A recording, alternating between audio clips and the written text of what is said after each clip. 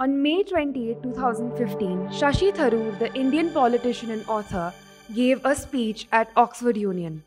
In this speech, he criticizes the British colonial rule for damaging the Indian economy. Tharoor claimed that India's share of the global economy declined from 23% to merely 4% under the British.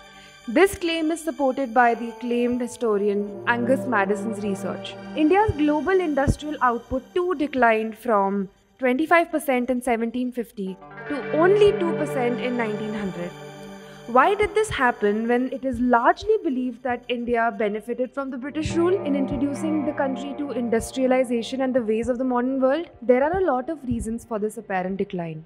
While agriculture did expand under the rule, so did poverty, and the farmers who incurred debt because of this were forced to cultivate opium. Opium comes from poppy and is better known as afim.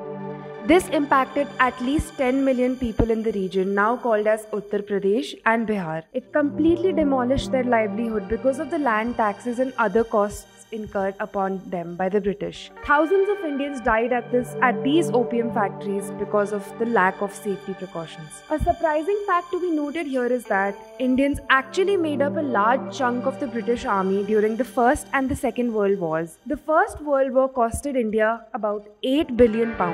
In addition to this, Britain owed India £1.25 billion after the war ended, but this debt was never repaid.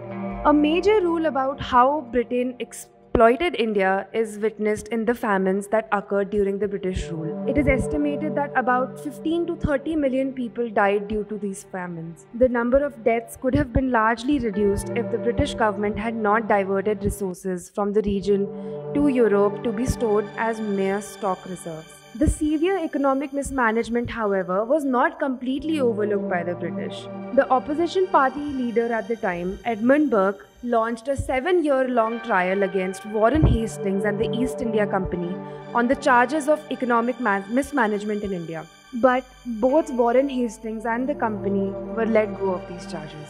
While it is largely believed that British rule was responsible for deindustrialization in India, the main part of Tharoor's speech actually focused on how the impact of these social, economic, and political exploitations can be mitigated. Reparations. What are reparations? Reparations are described as the kind of compensation paid for abuse or injury caused by an entity.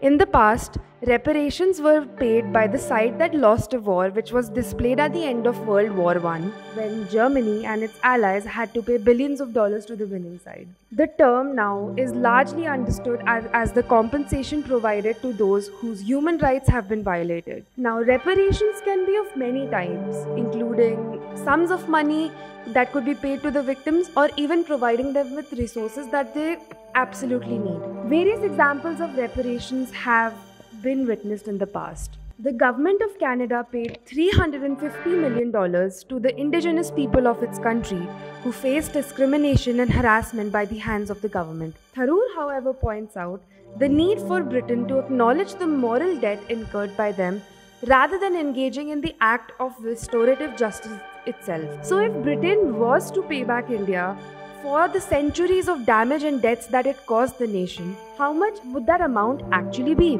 Renowned economist Utsa Patnaik estimates this amount to be a whopping $44.6 trillion, which is 20 times the size of Britain's GDP today. Through Patnaik's work, it is clear that Britain did not in any way develop India, but it was India who developed Britain. This Independence Day, we ask you a question. Should Britain pay India back for all that it did to its people?